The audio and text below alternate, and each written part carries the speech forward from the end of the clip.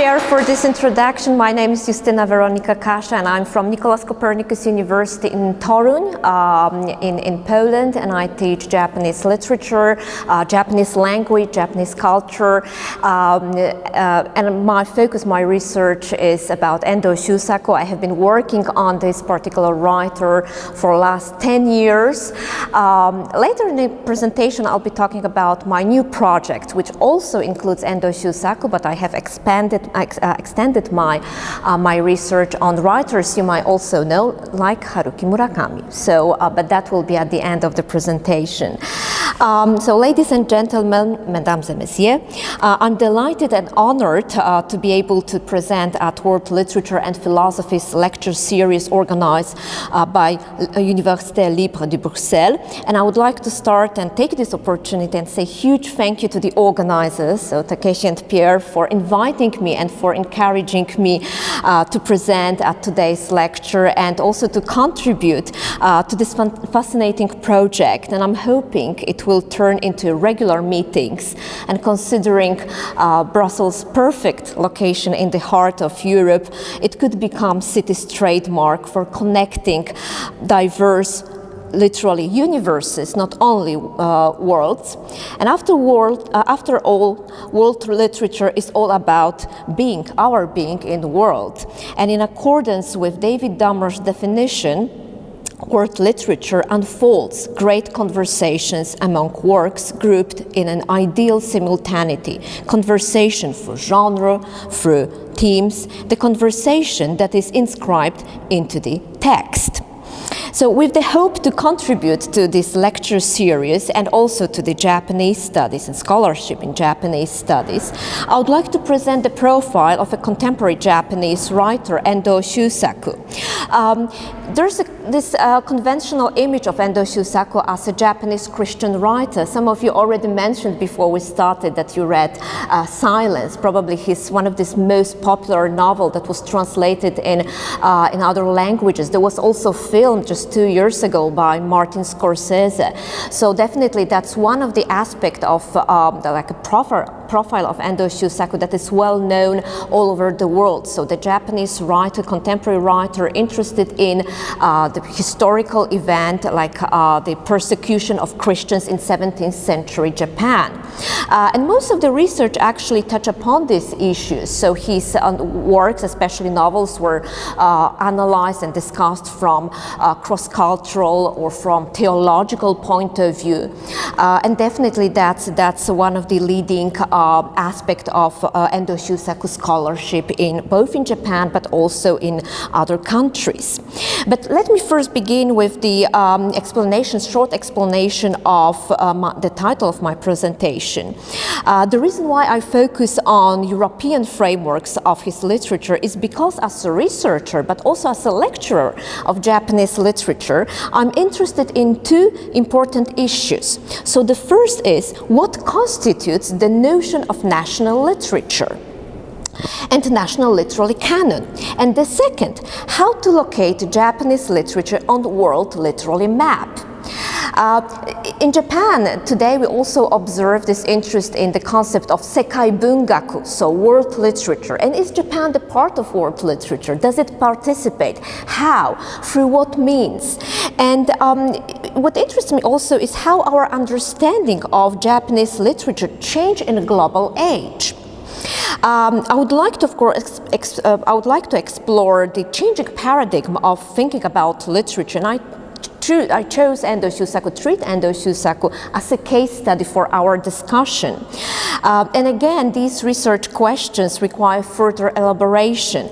So for example, what are the criteria of national literature? Is it a language? But if we have, for example, translingual or bilingual writers in Japan, like Mitsumura Minae, Hideo Levi, who do not write in their own language, like Mitsumura Minae write in English, Hideo Levi, who's American, wrote in Japanese. Do they make Japanese literature?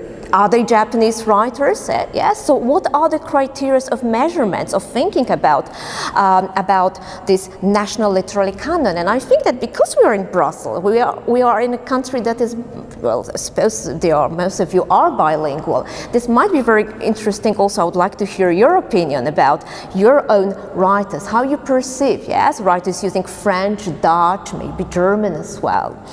And another thing that we, of course, have to take into consideration is this term global. What do we mean by global? Is it the term that is only associated with periodization? Yes. And I was thinking when I was preparing this presentation, I was looking for a good definition. What is global literature? Is it something different from world literature? And I found this very interesting quote from the book that was published in 2016 by the book by Adam Kirsch. The title is The Global Novel Writing the World in the 21st Century. And he defines what makes a novel, a certain piece of work, a global. He says, the question of whether world literature can exist, in particular whether the novel can be global, is another way of asking whether a meaningfully global consciousness can exist. Perhaps the answer is already suggested by the question. It is only because we have grown to think of humanity on a planetary scale that we start to demand a literature equally comprehensive. The novel is already implicitly global as soon as it starts to speculate on or record of human beings in the 21st century. Global novels are those that make this dimension explicit. And I would like to later, demonstrate or reflect on to what extent Endo Shu saku's literature fits or is relevant to this definition. Can we look at his writings as a global literature, as a world literature, and how he, with the topics, with problems, with themes that he explored in his writing, how he entered the platform of world literature. At the same time, what attracts me in Endo Shu saku's works, and just a short digression, in my research, so both my PhD and the research I've done so far, I used mostly non-fiction, so his essay and critical texts as the basis for my analysis. In a moment, I'll be talking about the book that was published following my PhD, so I'll give you more details about that. But what interests me is, of course, the impact of Western literature on his own literature. But again, we have to be very, very careful, because when I was translating his text, I realized that if we just use the West, this is not 100% accurate, because from typically, linguistic point of view, he doesn't use the term West coherent, there's no like a coherent term for the West in his text. There's no consistency in his understanding of the West. So sometimes we have the Japanese term Seiyo, which is a general term for the West, as opposed to Toyo, the East, yes? Sometimes he, for example, talks about specifically Western European literature. So definitely he would take into consideration French, German, British, maybe Spanish, but not necessarily Russian, yes? So he was sometimes changing these borders of what he considers as Western literature. Sometimes we have very precise term used, Furansu bungaku, so French literature. So there's this term, this geographical location is also very important for when we analyze and we read Endo Shu saku's texts, what he means by Western literature. And I believe that especially when we look at his non-fictional works, his essays, critical texts that are the record of how he approached Western literature, what writers he read, what sort of topics or what sort of problems he tried to undertake in his essays. I think that his literature definitely fits into this discussion on influences and to what extent the external factors shaped modern Japanese literature. There's a very interesting comment made by one of the scholars in Japanese studies, Indra Levy, in her seminal work, Translation in Modern Japan. She observed that entire modern Japanese culture is translation. So we can say that actually there's a problem of originality, a problem of singularity and authorship. Yeah? So is there anything original in Japanese literature, modern Japanese literature and culture, also philosophy definitely, if everything is based on translation? Yes, and translation not only understood literally, but also this conceptual, yes, translation. And following this line of thinking, we could argue that although Japanese literature is no longer considered as the periphery on world literary map, so I'm just going back to one of the first comments I made, with the increasing number of translations and academic courses addressed to wider community of students, the question is, to what extent does it possess a secured position as a part of world literature? And I'm, of course, in my case, I'm using Endo Shu saku as a case study for this discussion. Does it contribute to global literary canon? And equally important is to adequately assess and evaluate the notion of the global in order to establish the paradigm for global literary canon. So this is again the problem I pointed out before. In Japanese studies, we have this term honyaku bungaku, translated literature. This is the term that designates the process of translation of works of Western literature into Japanese. And this term is usually associated with the rise of modern Japanese literature in the late 19th century. So when we have this periodization is since, we call it Meiji period, since the 1868 until 1912, when the entire notion of literature in Japanese bungaku was re-examined and reconsidered and adjusted to as the consequences of social, political and cultural conditions in westernized Japan. And the question whether honyaku bungaku, so translated literature, literature that is the consequence or outcome of translation, is or not a separate literary genre, it's still a very open question, and it still hasn't been properly, solved. The problem hasn't been solved by the scholars yet.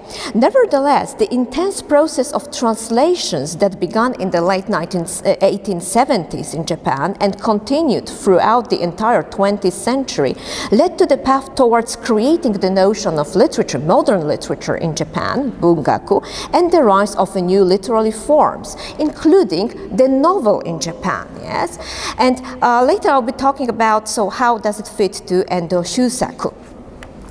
And I'm aware that number of topics which I've already touched upon here will have to remain beyond the scope of today's presentation. I'll be more than happy to, of course, respond or maybe go back to them later when we have discussion.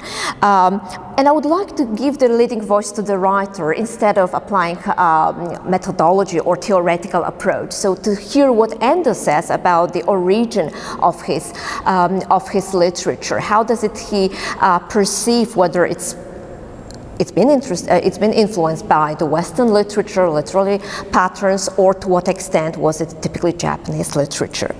And one of the objectives of this presentation is to reveal the face of Endo Shu saku as a reader, so reader of Western literature, and his hermeneutical approach. So this is also something I put into my as a subtitle.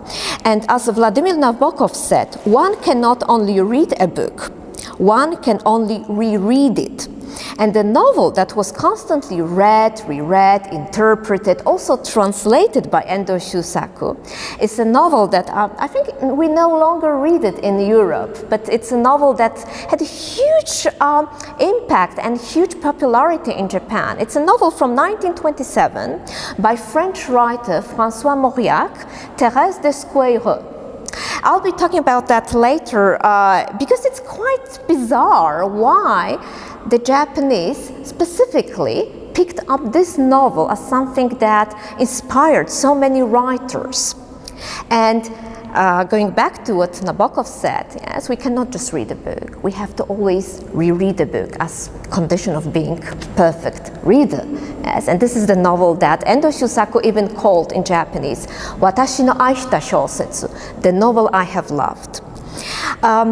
So that was a part of the introduction, and I would like to just give you a couple of just to present, so what will be the topics I would like to touch upon. So first I will definitely say why Endo Shu saku, yeah? So the background of my research, what I've been doing so far, why hermeneutics as the methodology, yes, and what sort of, what new dimension, yes, in Endo Shu saku's research, the application of especially Paul Ricoeur's hermeneutics revealed in my research. Then I would like to move on a little bit to tell you more about Endo as the reader of Western literature, so which writers he chose, why, in what language he read also. I'll be also mentioning a little bit about his diary this year, just a couple of months ago, for the first time, entire diaries which also contain some passages in French were published in Japan, so it coincides actually with today's lecture. And then fourth part, main part, will focus on following the shadow of Thérèse. So I'll be talking about, this is the title of Endo Shu saku's essay, about his reading of the novel Thérèse des Squaireux, yes, and his huge admiration for François Mauriac, but I would like to also compare and contrast his reading, his reception of Mauriac with other Japanese writers of his generation, like for example Mishima Yukio, who aesthetically and thematically is on a complete in opposite direction. Yes, we can say that's definitely, it's quite interesting why they chose the same Western writer to be inspired by. So I will be mentioning other Japanese writers who definitely saw this François Mauriac as a source of inspirations in their works, and in particular this novel. And in concluding remarks, I would like to talk to you, to tell you more about my recent research, and of course, please feel free to ask any questions you have. I would much prefer to have discussion rather than lecture, to be honest, yes, with this small group, yes.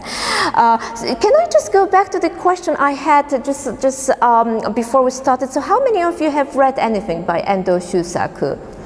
You read Silence, yes. Anyone else? Takeshi, you must have read, because you have, after Japanese school, yes, you must have read, yes. So maybe let me just, before I go to the first point, which is the why Endo Shu saku and why hermeneutics. Endo Shu saku was born in 1923, he died in 1996, so 2 years ago we had this huge conference in Nagasaki celebrating the 20th anniversary of his death. There was also this huge celebration of 50th anniversary of the publication of the novel Silence, which coincides also with the film by Martin Scorsese, Silence. I also mentioned, you might be thinking, so why France was mentioned? Endo Shu saku in 1948, he graduated French department at Keio University in Tokyo. So his profession was actually, the area of his specialization was French literature. And in 1950 he went to France.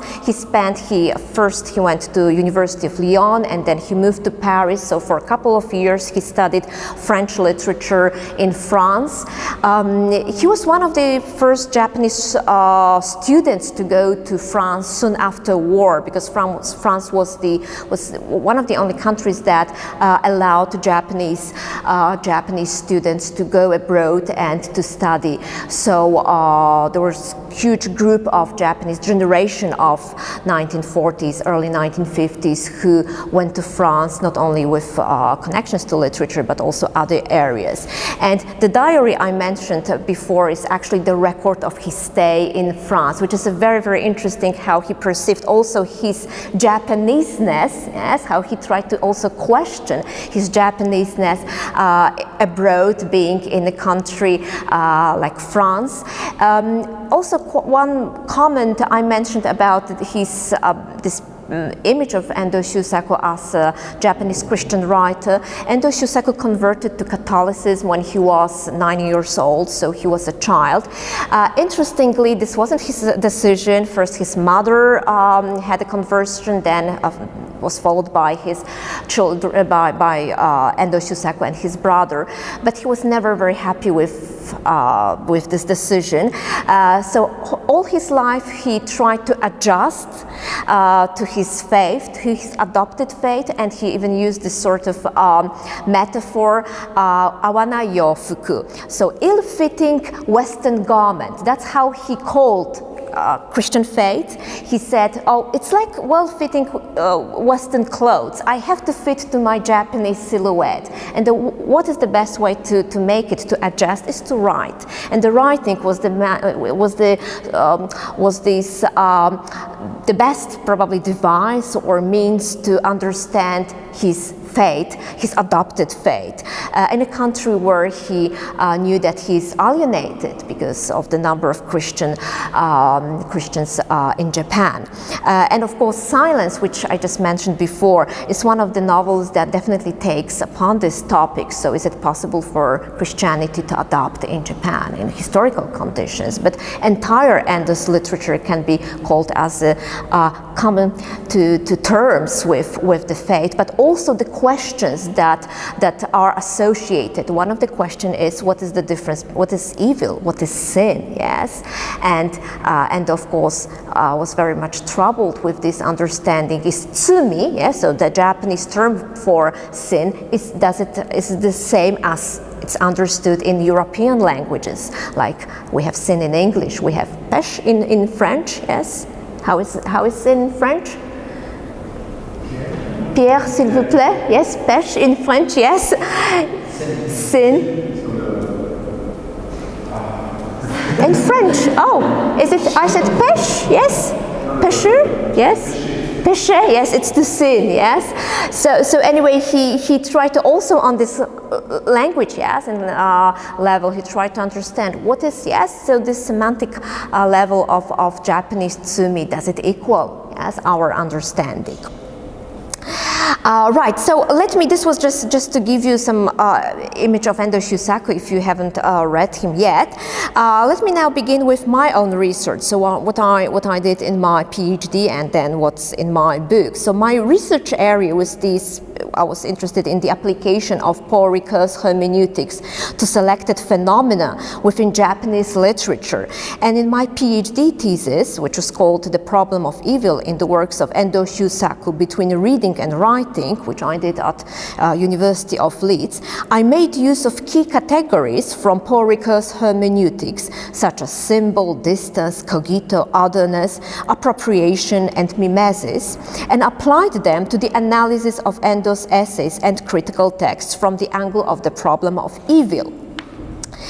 The main objective of my research and the book that followed was an attempt to reconsider and to recreate the ways Endo Shu saku, Japanese writer, approaches the question of evil in his essays and critical works. The point of departure was actually the translation of these texts. So I chose, oh, it doesn't change, sorry. Okay, so why is that? All right. Oh, it should be here. Yes, so I selected 5 essays by Endo Shu saku, yes, where he describes, where he depicts, where he undertakes the problem of evil in different configurations. So for the purpose of my research, I conducted a thorough selection and analysis of these essays, and also I provided the annotated translations of these essays. So I started from one of the first essays, Dilemmas of Catholic Writers, yes, Katoriku Sakka no Mondai. And this is the essay that, which was still, it was written when Endo was still a student of French literature at Keio University. And he already, this is the essay that is written around almost 10 years before he begins writing his own literature, his own novels. So he's still not a writer, but he recognizes that one of the biggest problems that the Catholic writers of Western Europe, of Western Catholic writers like François Mauriac, Julien Green, Graham Greene face is, of course, the problem of evil and the sin, yes? And it's interesting because he's still not a writer, but he provides sort of a lecture, like a conversation, an inner conversation about the way he reads these writers and how to overcome the distance, yes, the distance that the text of Western literature evoke in him as a Japanese writer, as a Japanese student of French literature. So we already have in this one of his first essays this notion of distance and otherness, yes, that is very, very important also in hermeneutics, in Porika's hermeneutics.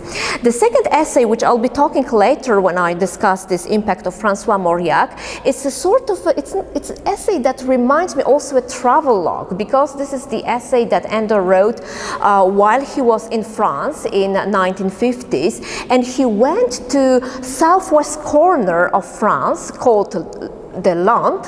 Yes. This is the setting of the novels by François Mauriac. So he tried to also sense or even experience, yes, physically experience the place where the novels by François Mauriac, especially Thérèse Desqueyroux, was depicted. Yes. So it's quite interesting the way he tries to read the novel in a natural settings. Yes. So it's a very, very Japanese way of approaching a literary text. I will be talking later about this particular essay, because it's on the one hand, this is we can call it essay, but this reminds me also, as I said, like a journal from a trip he took by himself to go to the imaginary places where presumably this is where this story took place. Then we have Notes on Satan. This is a very interesting essay, because Endo Shu saku is trying to look at the notion of Satan, yes, as a figure that circulates, and also as a figure that he approaches this problem of what is Satan transculturally and also transhistorically. So he first starts, what is akuma in Japanese? Yes, that's the term for Satan or for devil in Japanese. And does it equal our understanding, the Western understanding, or maybe does it have this pejorative meaning, or maybe not? And he's also trying to look at this figure of Satan that has been changed throughout the years and throughout the generations, that has been ridiculed a little bit. He also does very interesting experiences with the language. So he uses, of course, Japanese characters. He writes in Japanese characters, this term akuma, but he feels somehow that maybe it's insufficient, yes? And he, on the top of this character, he writes in Japanese phonetic writing, which is called katakana, the French word le diable in katakana. And later, I'm very happy for you to show you this book later. I actually did some analysis of these patterns in his writing system, yes, how it affects also the way he writes. So he writes in Japanese, but he also provides the phonetic reading, so immediately the Japanese reader knows, oh, he doesn't mean the Japanese meaning, he means the French meaning, yes. Le diable, le Satan, for example, yes. On seeing Auschwitz concentration camp, this is the essay that was written in 1977 following Endo's trip to Poland in 1976 when he was awarded prize for his literature, which was a kind of paradox because if you consider the political conditions of Poland in a communist country giving a prize to Christian writer, but nevertheless he was published in Poland in 1960s and 70s by one publisher, and he was invited to give to receive the prize, but the prize he couldn't actually take home because of these paradoxes and this absurd system as a communist system that didn't allow to bring the prize home. But nevertheless he went, yes, that was this sort of, yes, the absurd, you are giving the prize but you cannot take it home. Yes, the bureaucracy, he also writes about this bureaucracy in his essay. But one of the main themes, of course, is his visit to the remains of Auschwitz concentration camp, and this is the essay that, of course, we no longer have literature here in the background. There's no interpretation or the analysis of specific writers. Endo goes to this place, and he also wonders the similar. He makes this similar, very interesting comment that was made by Hannah Arendt in her works on banality of evil. Yes, how was it possible that it could have happened in a place like that? These normal people, these very civilized people, how could they have committed such a huge evil? Yes, so it's kind of very, very moving, very touching essay, I would say, because Endo definitely feels the presence of the history, but also he makes silence, yes, again the notion of silence, as something that still is. We can feel the silence as the present in this place, which is very, very much affecting his perception of Auschwitz concentration camp. And Evil, the Instinct of Death. This is a short essay from the collection which was written in 1985, where Endo once again goes back or reinterprets François Mauriac's novel Thérèse Desqueyroux. We have to remember that he's already an established writer, well-established writer. His pattern of reading compared to how he was reading Mauriac, how he was reading especially this particular novel, Thérèse Desqueyroux, has already changed, and he's more critical. And one of the comments he makes in his essay is that that Mauriac, the French writer, confused sin and evil, yes? And this is quite interesting when we look at, especially entirely and comprehensively into Endo's essays, if we compare with other texts, because Endo was constantly struggling. Is evil the same with sin? Yes, he had this linguistic also problems within the language. But in this one of these last essays I analyzed, I translated and analyzed, I could see that he made this point. No, evil is not the same as sin. And he also applies here very interesting Erich Fromm's analysis or these concepts of necrophilus and biophilus person, yes. He also touches upon some psychoanalysis. He also approaches from the point of view of Sigmund Freud's perspective. So it's very, very extended research he has been doing by when reading French literature. Yes, it's not only François Mauriac, but it's definitely Western literature. So these were the texts I analyzed. They are also translated in my book. But situating the problem of evil in the core as the core issue is the direct result of the methodology. So I chose the problem of evil, but it was also the part of my methodology I chose, which was the hermeneutics of French by French philosopher Paul Ricoeur. And this way of perceiving evil may be characterized as, in a very general manner, as the one that emphasizes a certain irremovable difficulty in dealing with the problems. And according to recurrent hermeneutics, this difficulty results from the fact that evil, and this is a quote from Paul Ricoeur, evil is an enigma at the point of departure and an aporia as its destination. So basically, what my conclusion also in my book is that we are not given any definition of evil by Endo. We are constantly in this hermeneutical circle of understanding and explanation. Yes, so we are not giving any definition, any conclusion. Yes, it's inconclusive. Yes, we have to constantly go back to this text that mediate actually that we are confronted with different understandings, different definitions, theories, yes, but it's very important what sort of, how it affects our subjectivity and personhood, yes, rather than giving a specific definition for what the evil is. That is why Ricoeur's hermeneutics invites to direct attention towards the points of tension, where the question of evil originates, and by doing so, it accentuates series of questions that the experience of evil produces. So constantly when I was reading Endo's essays, I could see that actually he was writing questions rather than statements. Yes, he was posing the question: am I reading the French or European writers in the correct way? Yes, he was constantly questioning himself. Do I have to detach from my Japanese upbringing, my Japanese heritage? Yes.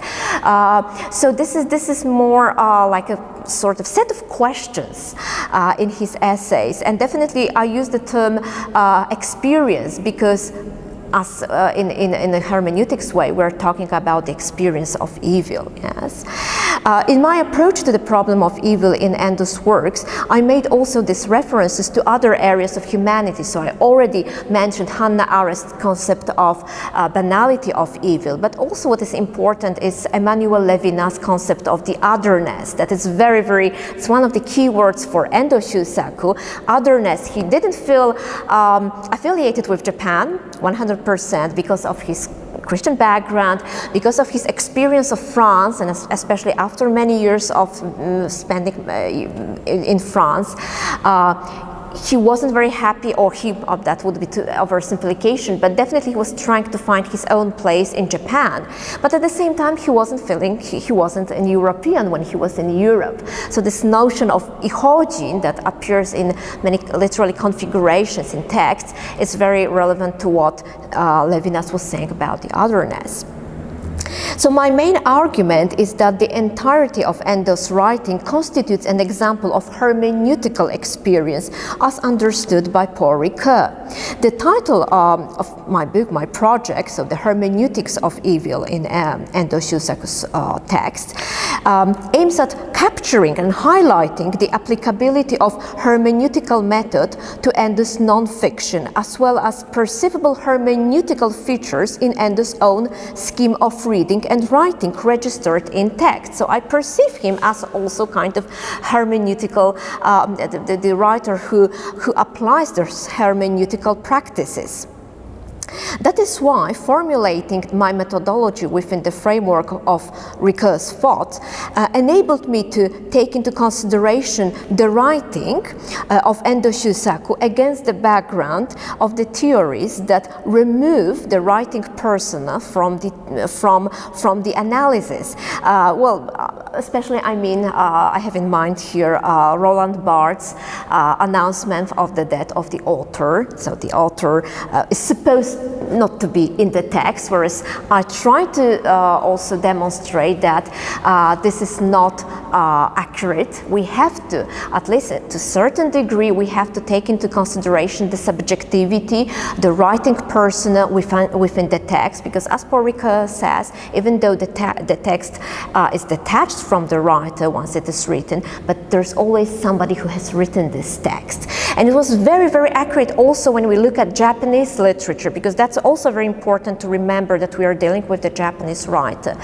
I was trying to look at Endo Shu saku's essays and critical works, not only as, that they are non-fiction, but also I was thinking, okay, so how do they contribute, or how do they complement with other literary genres in Japanese literature? So, for example, are they like travelogues, which have been written in Japan since the 10th century? It's called kiko. So the diaries the poets kept when they were going to certain places, and that inspired their writing. And this is exactly what Endo did when he went to southwest corner of France to experience the place where Francois Mauriac's novel was taking place. And so this was his physical way of reading the text within these natural settings. And this is exactly what the poets travelers in Japan in 10th, 11th century did in classical literature.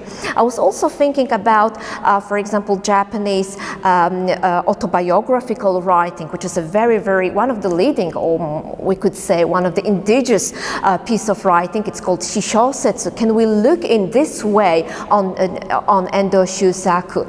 So I was trying to actually restore this subjectivity, restore this writing persona in his essays and critical text, in accordance, of course, with Paul Ricoeur's understanding of this constantly, the cogito, or the subjectivity that is constantly restored and regained because of the text he or she is reading. So this is where this hermeneutics comes.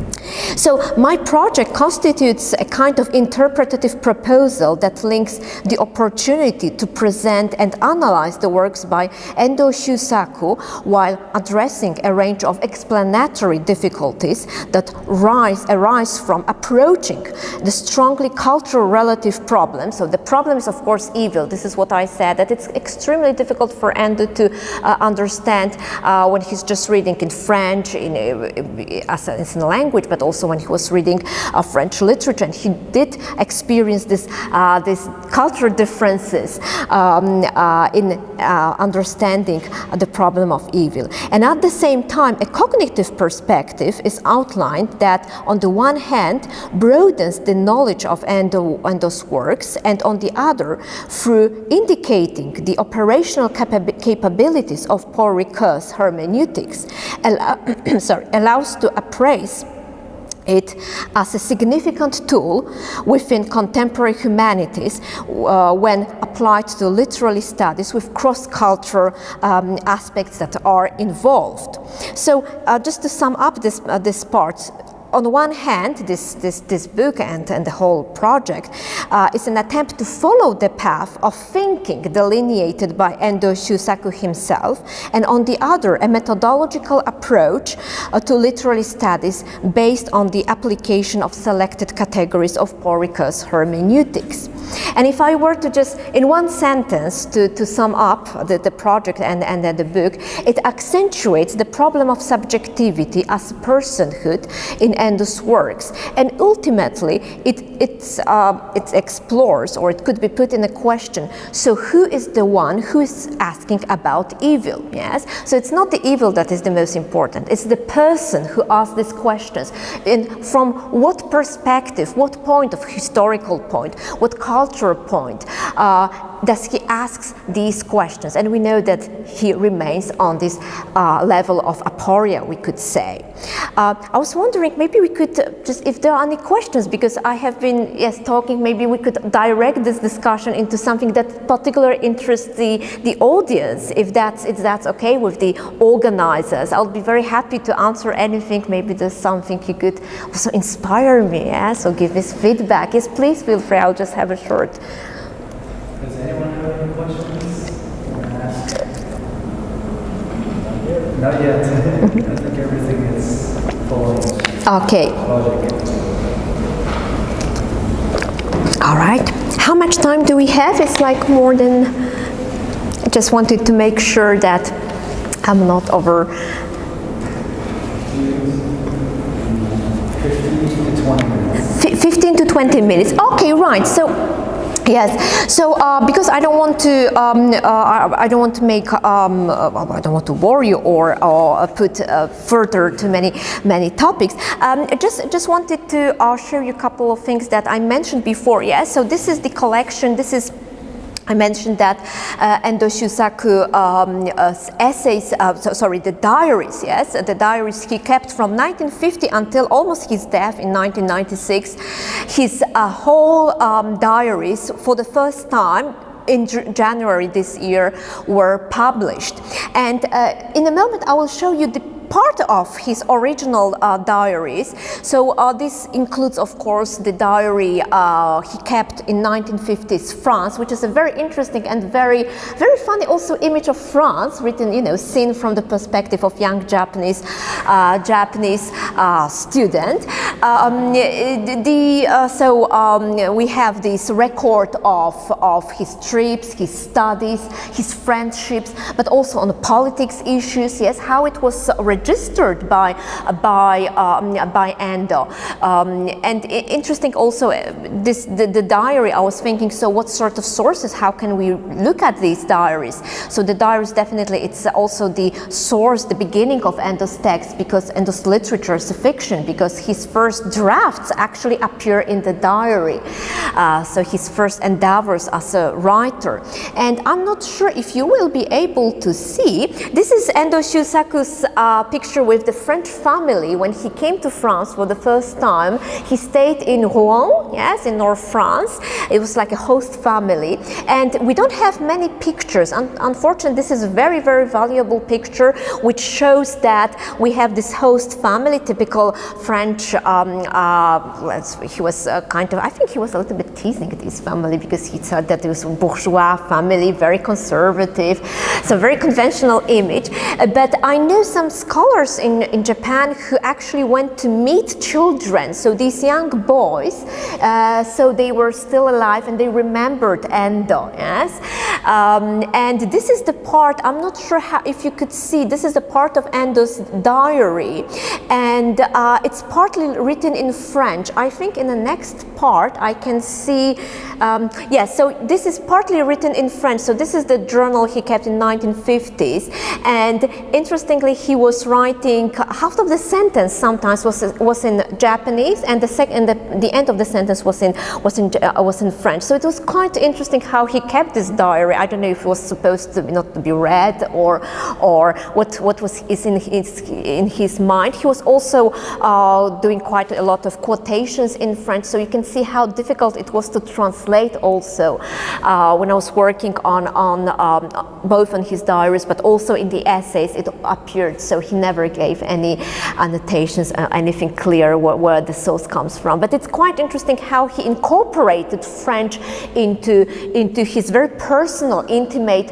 writing. He could have written in Japanese, but nevertheless he chose to write in French as well. And I was wondering if we have other Japanese writers who could have done that. I know that one source says that Endo Shu saku tried to be very or imitate Nagai Kafu, other very important writers from Japanese modernity, who wrote these French tales, France Monogatari. He was a generation before Endo Shu saku, and he also went to France. He wrote these stories, like very personal stories set in France, and I was told once in Japan that maybe there was this sort of a connection of imitating this Nagai Kafu's manner of becoming very French-like writer. Yes.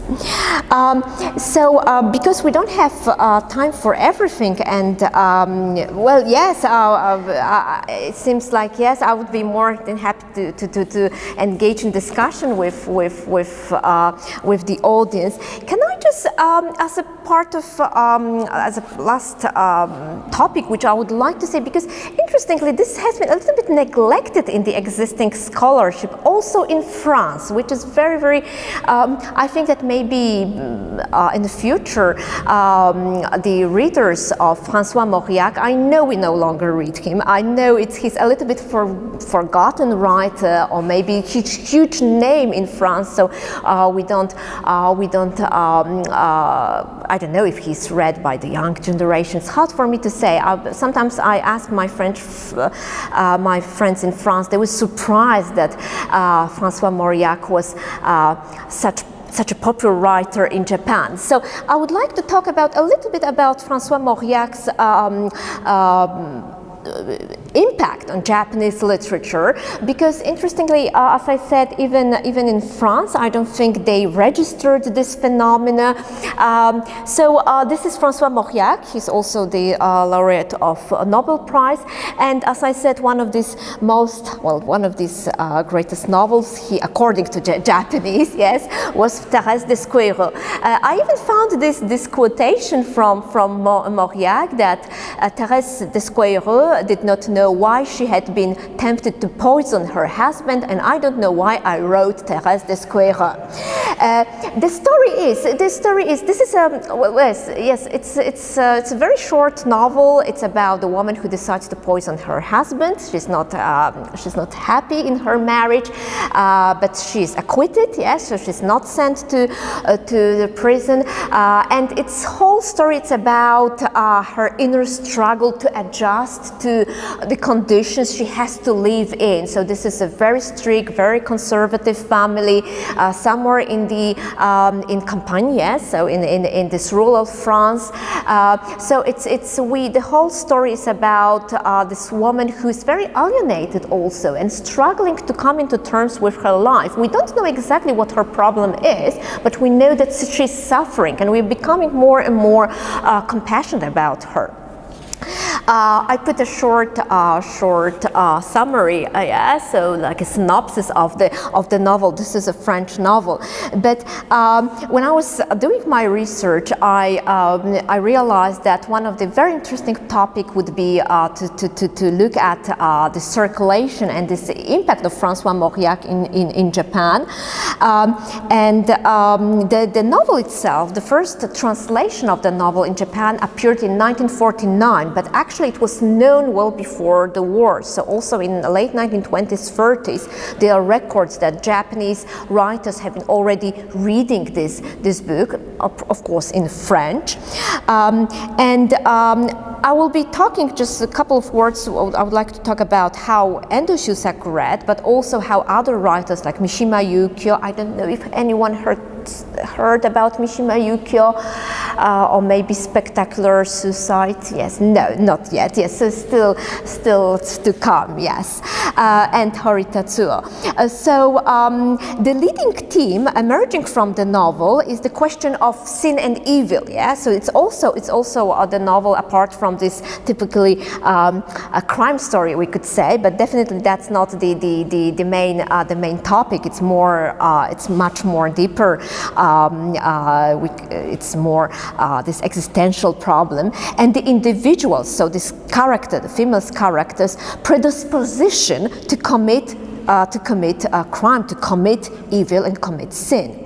In numerous accounts that followed the publication of the novel, François Mauriac revealed his uncertainty whether there is a chance for Thérèse to be saved. And this is also one of the topics that interested Endo Shu saku as a writer, being interested in the notion of salvation.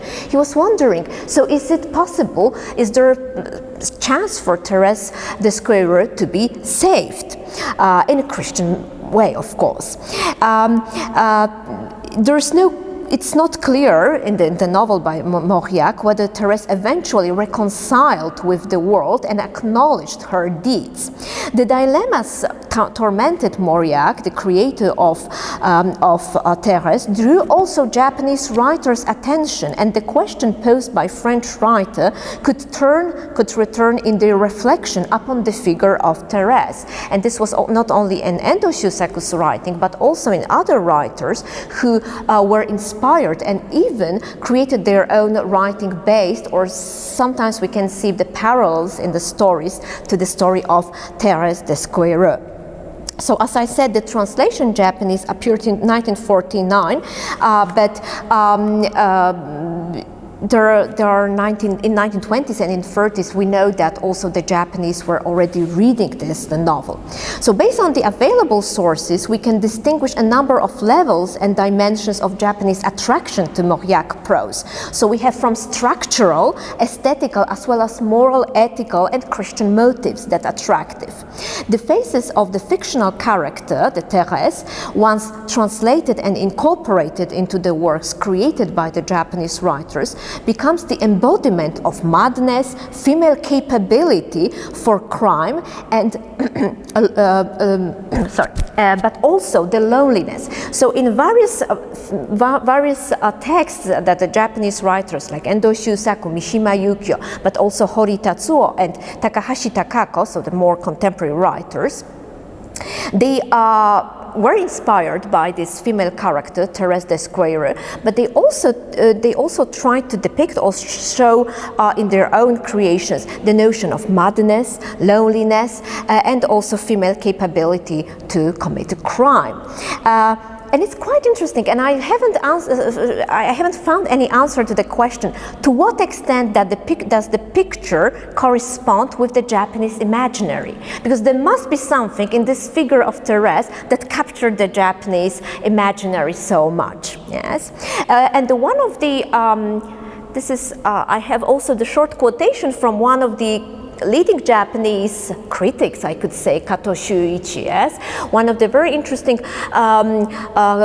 comments made, so why Mauriac? And Kato Shuichi, in his essay published in Confluences, Post-War Japan and France, he was actually discussing the impact of Mauriac in post-war Japan, and he was also showing that not only thematically it was very close to the Japanese imaginary, Japanese aesthetics, but also structurally. He also makes a very interesting comment that similarly,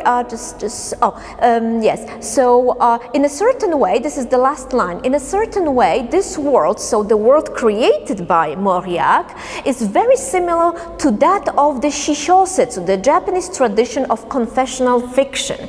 Unfortunately, he doesn't elaborate, he doesn't give us any quotations or examples, so in which parts, yes, but definitely he says that even the structures of the novel, the content, the narrative, yes, there's something that was very easy, it was very translatable, yes, for the Japanese and accessible for the Japanese readers.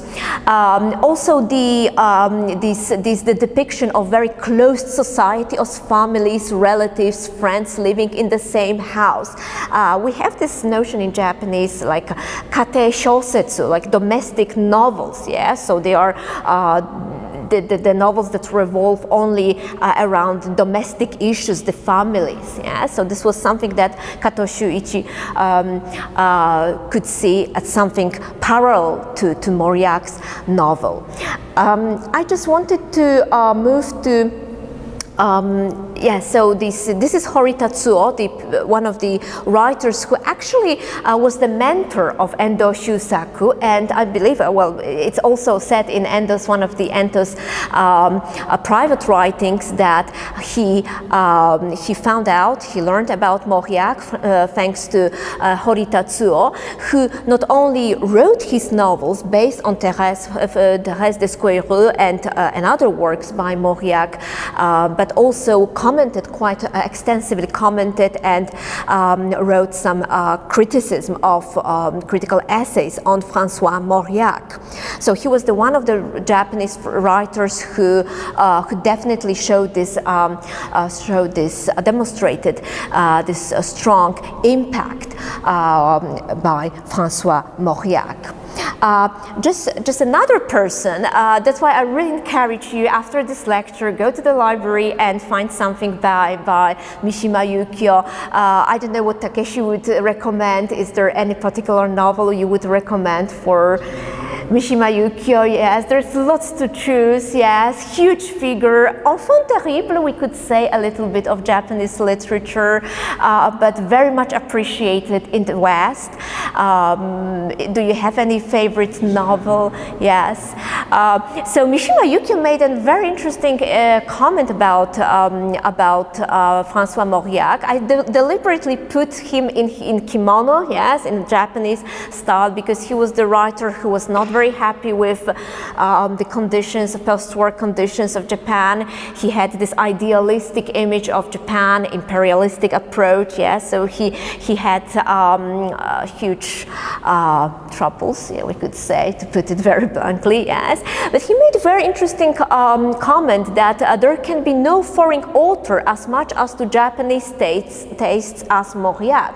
So he thought that it's interesting because we would think, so what is Japanese in Mauriac? Well, there's nothing, yes. But for Mishima, he embodied something that would be very appealing for the Japanese readers. And one of the novels, and I think that might be a good start for you if you'd like to read something by Mishima. It's First for Love, Aino Kawaki, which definitely it's a novel that was inspired, that was built upon Mauriac's Thérèse d'Esquerro, this female character that appears in Mishima Yukio's text is based on Thérèse, and this is, you must have probably in French or in Dutch or German translation. It's definitely available, yes. And also Donald Keane tried to comment on how Mishima Yukio, who is it's interesting because it's not actually how Endo perceived Mauriac.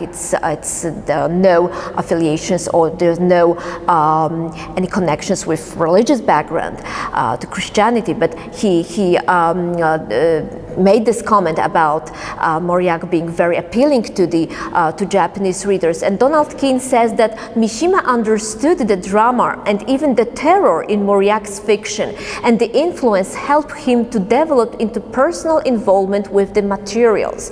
So again, he kind of attests that for many Japanese writers, François Mauriac, and especially this particular novel, was the point of departure for their writings. Yes. I don't know if how are we with the time, because I don't want to make it too long. Are we okay, Pierre? Is 10 more minutes, yes. So just wanted to also introduce, because we were supposed to talk about Endo, but because Endo was for me the inspiration for other research endeavors, that's why I touch upon this notion, this figure of Mauriac. Another writer who's really worth reading, and she also attested in her text the impact of François Mauriac, was Takahashi Takako. Her novels, especially this one, which was translated into English, A Lonely Woman, depicts or presents the female madness, and also it could be analyzed from more feminist perspective. So it's quite interesting because she belonged to this 1970s movement called Woman Liberation Movement, and even though she was herself also Christian as a believer, but in this particular text she gives us very, very complicated, psychologically complicated female character who is capable also committing a crime on children. Yeah, so it's a very, very daunting image of a woman, but at the same time very, very believing. Yes, so I think that it's a very interesting case study of how we can actually this figure of Thérèse was reconfigured by the Japanese writers from so many perspectives, and we can also see them from so many theoretical perspectives, as I said, feminist, also gender issues. So because I would like to have a conversation or more hear from you about your own questions if you have. Can I just summarize a little bit, Iju? Yes, conclude, because we've touched upon so much, and I think that just to give you, you see I had 30 pages printed, so you're very lucky I didn't, do this, yes. I didn't read everything, yes. So because I would like to conclude, but also I would like to reveal, give you some certain, how to say, maybe spoiler of my next project, yes, which I will be doing. Well, I should have started right now, actually. So, yes. Mostly I try to give you like a picture of Endo Shu saku, and I realized maybe I don't have a healthy distance already after 10 years of working on Endo. It's even during the lectures I give at the university, I realized that it's very hard for me to teach about Endo Shu saku. Maybe because I had the chance to meet also his wife, his son, and working for so many years with Endo Shu saku, it caused actually this problem. So where shall I start? How to present his profile and what direction? Yes. So am I focusing on this Christian aspects of his literature? That would be very limiting actually, because he was such a diverse writer. And just a digression, in Japan he's also known not only as an Endo Shu saku, but because he had the status of a celebrity. Yes, if you Google, if you find on YouTube, you'll find his commercials he was presenting. I think he appeared in the commercials of Japanese electronic dictionaries. Yes, and also coffee in 1980s, yes, and these are available on YouTube.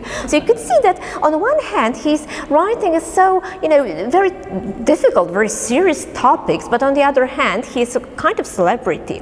And in Japan he's also known as Korean sensei. Professor or teacher, master Korean. This is because Endo Shu saku had his own amateur theater.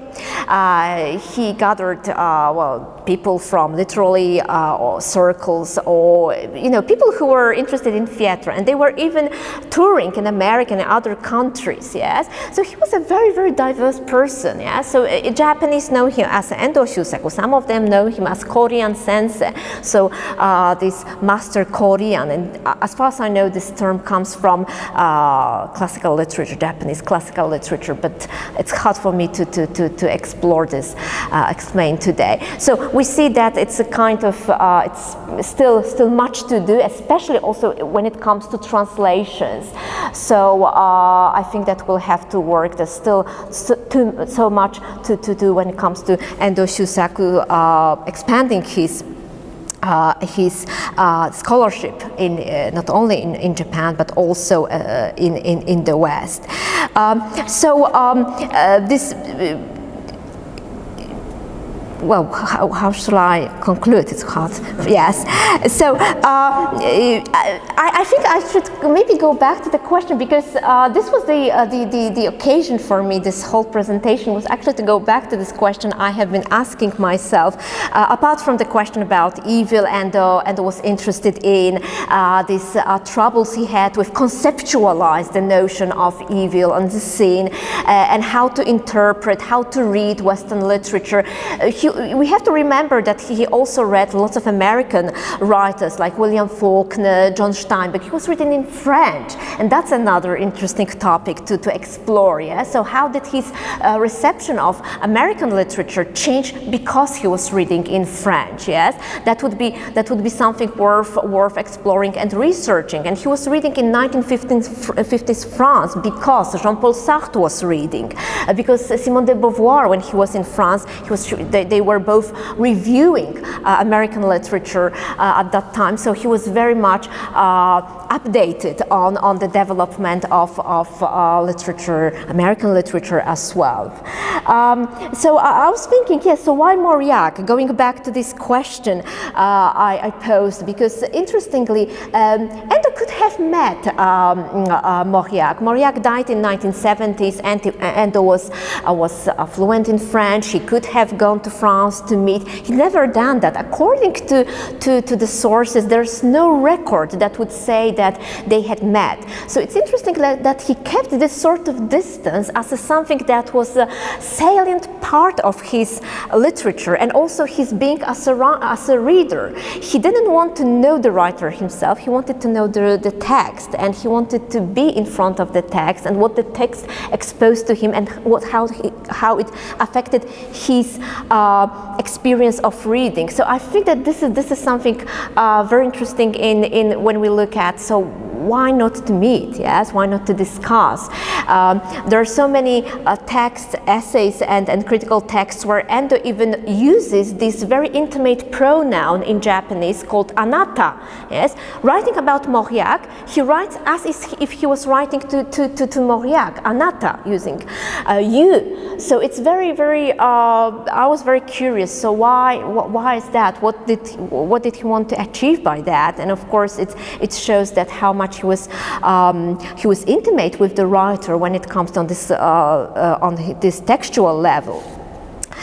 I think that when I tried to do this short presentation about this circulation of Mauriac's texts in Japan, I think that the whole topic could be approached also in yet another way, that especially in postmodern literary studies has been explored by writers like Italo Calvino, Borges, or Alberto Manguel, that the universe as the library and the total library of all existing books. Because when I was reading texts by Endo Shu saku, but also the texts by other Japanese writers, I was wondering, maybe I just entered their library, the library where Thérèse Desqueyroux, this novel, is actually put in a very, very special position.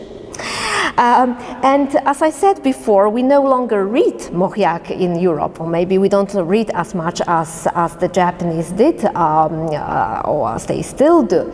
But I found this very interesting quotation from Alberto Manguel, who's the disciple of Borges, who said that there is an unbridgeable chasm between the book that tradition has declared a classic and the same book that we have made ours through instincts, emotions, and understanding, suffer through it, rejoice it, translate it into our experience. And I think that's what happened in the case of Endo Shu saku, Mishima Yukio, Hori Tatsuo, Takahashi Takako, probably other writers, Japanese writers, who being in the other part of the world completely differently, they approach this text, translated into their own hermeneutical experience of reading the story of Thérèse.